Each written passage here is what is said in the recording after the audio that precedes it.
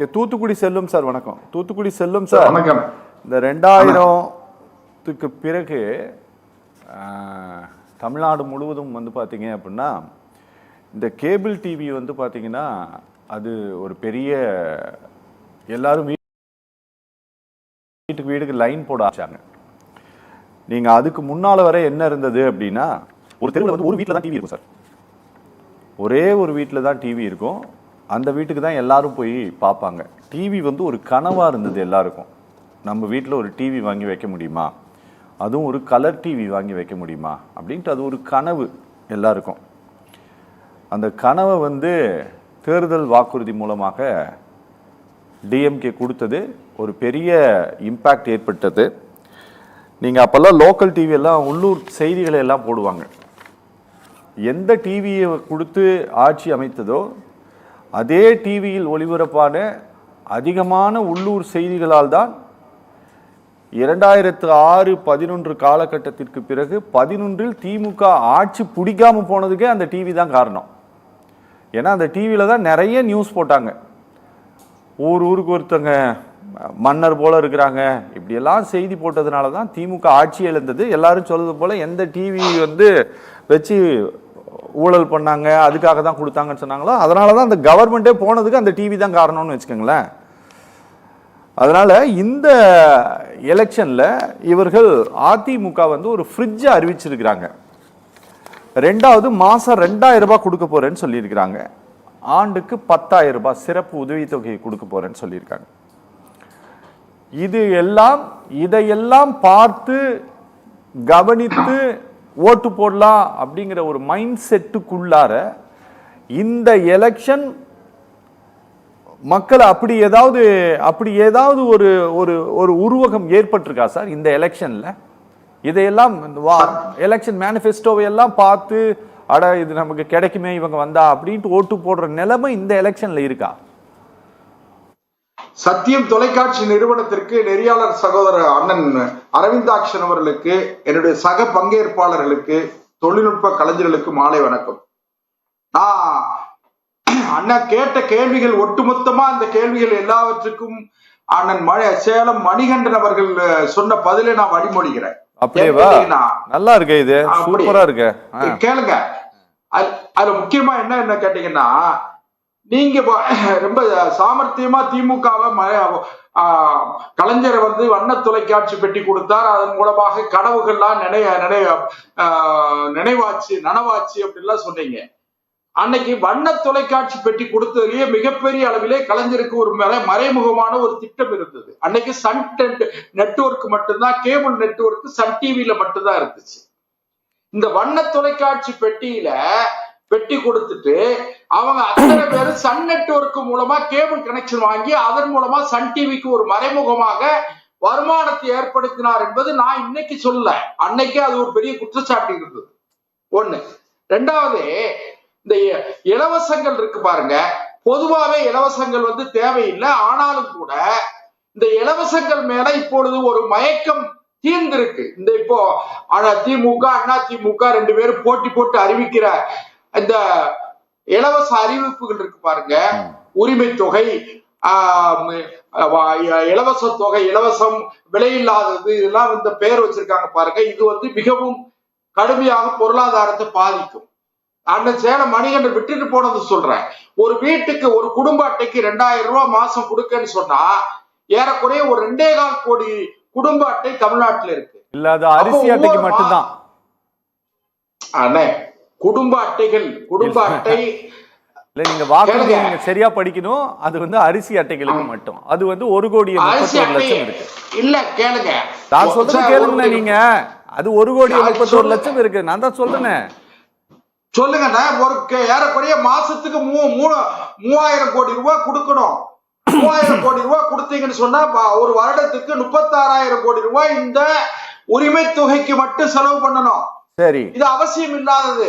அதனால நான் என்ன சொல்றேன்னா, இன்னைக்கு அதிமுக பந்தயத்தில், அதாவது கூட்டணிகளை அமைப்பதில், கூட்டணிகளை ஒழுங்குபடுத்துவதில், தேர்தல் பிரச்சாரத்துல இன்னைக்கு முன்வரிசையில நிக்கிற அதிமுக இந்த அறிவிப்புகளை தவிர்த்து விட்டு ஒரு மாவட்டத்திற்கு நான் ஒரு தொழிற்சாலையை கொண்டு வருவேன் என்று கொஞ்சம் கொண்டு வருவேன், இந்த தொழிற்சாலையில வேலை பார்க்கறதுக்கு தமிழ்நாட்டை சார்ந்தவர்களுக்கு மட்டுமே முன்னுரிமை கொடுப்பேங்கிறத அவர் கொஞ்சம் ஹைலைட் பண்ணி இருந்தா திரு எடப்பாடி பழனிசாமி அவர்கள் இன்னும் கொஞ்சம் கூட சிறப்பான இடத்துக்கு வந்திருக்க முடியும். ஒண்ணு. ரெண்டாவது, இந்த இலவச அறிவிப்புகள் ஒரு ஏமாற்று வேலை என்கிற எண்ணம் இன்றைக்கு மக்கள் மத்தியில ஏற்பட்டிருப்பதற்கு காரணமே திமுக தான். திமுக கடந்த காலங்களில் செய்த பொய்யான வாக்குறுதிகள், இன்னும் சொல்லப்போனா வாக்குகளை அறுவடை செய்வதற்காக திமுக நடத்திய ஒரு ஏமாற்று வேலைதான் இலவச அறிவிப்புகள். எதுக்குன்னு கேளுங்க.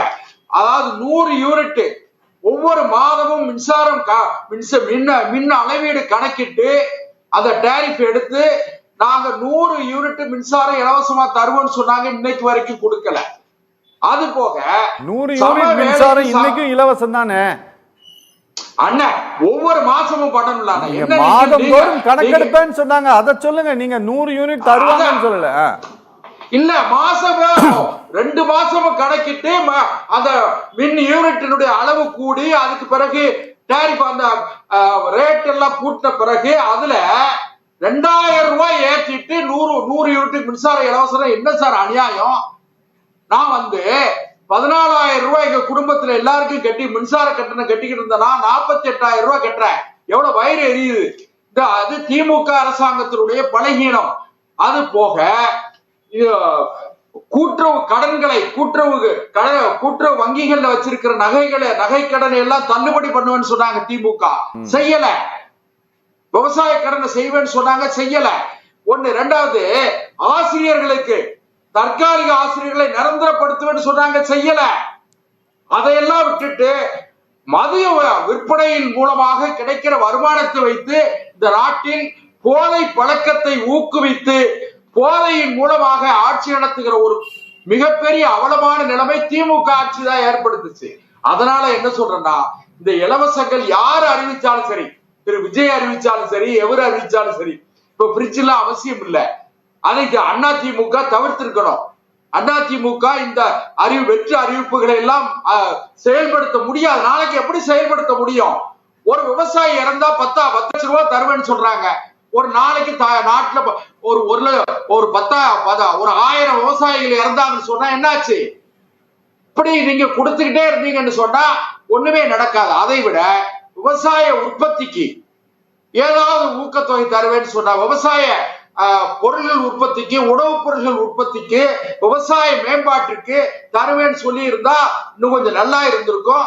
அதை செய்ய தவறியது அதிமுகவினுடைய தவறுதான். அது போக அது கேளுங்க, அது திமுக இன்னும் என்னென்ன பண்ண போகுதுன்னு தெரியல. அது அண்ணன் மணிகண்டன் அவர்கள் மிக அருமையா சொன்னாங்க. ஐயா ராமசுப்ரமணிய ஐயா இதெல்லாம் சொல்லி திமுக கடந்த காலத்திலே தேர்தல் அறிக்கையின் மூலமாக மக்களை எப்படியெல்லாம் ஏமாற்றியது என்பதை சொல்லிவிட்டு இந்த இலவசங்களை கண்டிச்சிருந்தாங்கன்னா ஐயாவை இன்னும் கொஞ்சம் கூட நாங்கள் எல்லாம் கொண்டாடி இருக்க முடியும். அதை ஐயா செய்யல. அதனால என்ன சொல்றேன்னா, இந்த ஆட்சி மக்கள் ஆட்சி மாற்றத்திற்கான ஒரு பார்வை, ஆட்சி மாற்றத்துக்கான எதிர்பார்ப்பு மக்களிடத்தில் இருக்கிறது. அதை திரு எடப்பாடி பழனிசாமி அவர்கள் எந்த அளவிற்கு அதை அறுவடை செய்ய போகிறார், அல்லது திரு விஜய் அவர்கள் எந்த அளவிற்கு தாக்கத்தை ஏற்படுத்த போகிறார் என்பதை இன்னும் தேர்தல் களம் முழுமையாக சூடு பிடிக்கல. கட்சிகளும் வேட்பாளரை அறிவிக்கணும். தேர்தல் அறிக்கைகள் வந்த பிறகு அது முடிவெடுக்கணும். தூத்துக்குடி செல்லும் சார், வாக்குறுதிகளை கடந்து இந்த எலெக்ஷன்ல பெரிய பேசுபொருளாகி இருப்பது திரு விஜயினுடைய அரசியல் வருகையாக இருக்கிறதா சார்? இல்லண்ணே, அப்படி நான் நினைக்கல. விஜய் திரைப்படத்துறையில செல்வாக்கு உள்ளவர் இருக்கிறது மறுக்கிறதுக்கு இல்ல. அவருக்கு மதிக்க தகுந்த வாக்குகள் கிடைக்கும்னு சொல்லி நான் நம்புறேன். அதே நேரத்துல அரசியல் கட்சி நடத்துவது வேறு, ரசிகர் மன்றம் நடத்துறது வேற. அரசியல் கட்சியை அவர் கட்டமைக்கிறதுக்கு இன்னும் அவர் ஒன்னும் பக்குவப்படல. இன்னும் அவரை சுத்தி அரசியல் தெரிந்தவர்கள் இருப்பதாக நான் நினைக்கல. ஏன்னு கேட்டீங்கன்னா, நாளைக்கு அவர் தேர்தல் பிரச்சாரத்துக்கு போறேன்னு சொல்லி இன்னைக்கு மனு கொடுத்தாரு சொன்னா எப்படி ஒத்துக்கிடுவாங்க? இது என்ன செஞ்சிருக்கணும்னா, அவருக்கு தேர்தல் பிரச்சாரத்துக்கு போறத ஒரு வாரத்துக்கு முன்னே திட்டமிட்டு அதை அவர் முறையா தேர்தல் ஆணையத்தின் அனுமதி கேட்டிருக்கணுமே தவிர இன்னைக்கு கேட்டுட்டு நான் அனுமதி கொடுக்கலன்னு சொல்லி குறை சொல்றதுல நியாயம் கிடையாது. ஓகே. அதே மாதிரி ஒரு அரசியல் கட்சியினுடைய தலைவர் மக்கள் திலகம் எம்ஜிஆர் அவர்கள் அரசியல் வந்து வெற்றி பெற்றார் சொன்னா மக்கள் திலகம் எம்ஜிஆருடைய கவனம் ஒவ்வொரு விஷயத்திலும் இருக்கும். சரி. அங்க நடந்து போற ஒரு ஏழை குடியானவன் விவசாயி நடந்து போறான்னு சொன்னா அவனுடைய சிரமத்தையும் உணர்ந்தவர். ஆனா திரு விஜய் அவர்கள் இன்னும் வீதிக்கு வந்து மக்களை நேரடியாக சந்திப்பதற்கு இன்னும் தயாராகல. அதனால இந்த தேர்தல்ல திரு விஜய் அவர்கள் வந்து ஒரு வாக்கு வங்கியின் வாக்கு சதவீதத்தில் ஒரு தாக்கத்தை ஏற்படுத்துவார தவிர ஆட்சி மாற்றத்திற்கு ஒரு யார் ஆட்சிக்கு வரணும் யாருக்கு ஆட்சிக்கு வரக்கூடாதுங்கிற அந்த திசை மாற்றத்தை ஏற்படுத்துவார தவிர அவர் ஆட்சிக்கு வந்துருவார் நான் நினைக்கல. ஒண்ணு. ரெண்டாவது இன்னைக்கு யார் வந்தாலும் சரி திமுக ஆட்சி அதிகாரத்துல இருக்கிறதுனால அவங்க மேல இன்னைக்கு ஒரு ஆன்டி இன்கம்பன்சி இருக்கு. சரி. இந்த ஆன்டி இன்கம்பன்சி அதாவது அரசுக்கு எதிரான மனநிலையை அதிமுக எந்த அளவிற்கு ஒருங்கிணைப்போடு மக்களை சந்தித்து கொள்கை திட்டங்களை சொல்லி முறையாக அணுகி அதை வாக்கு அறுவடை செய்து ஆட்சி அதிகாரத்திற்கு வருவார்களா அல்லது திமுகவே ஆட்சியை தொடருமா என்பதை இன்னும் கணிக்க முடியல. அமைய போகிற 17வது நாடாளு சட்டமன்றம்ங்கிறது வந்து ஒரு விசித்திரமா இருக்கும். ஏன்னு கேட்டா ஒரு கூட்டணி அரசை நோக்கி தமிழ்நாடு போகுது. இந்த கூட்டணி அரசுக்கு யார் தலைமை தாங்க போறாங்க அப்படிங்கறதுதான் யோசிச்சுட்டு தவிர இன்னொன்னு நான் ஒரு நிமிடத்துல முடிச்சிடுறேன். 4 முனை போட்டி 3 முனை போட்டிங்கிறதுலாம் கிடையாது. 4 முனை போட்டி. திரு சீமான் அவர்களும் ஒரு 7-8% வாக்குகளை வாங்கி ஒரு தாக்கத்தை ஏற்படுத்துவார். ஒண்ணு. இரண்டாவது அண்ணா திமுக கூட்டணியிலும் சரி அண்ணா திமுக கூட்டணியிலும் சரி ஒரு இன்டாக்ட் அதாவது ஒருங்கிணைப்பு ஒரு ஒட்டுதல் இருக்கான்னு கேட்டா கிடையாது. எல்லா கட்சிகளுமே கலந்துட்டு தான் இருக்காங்க.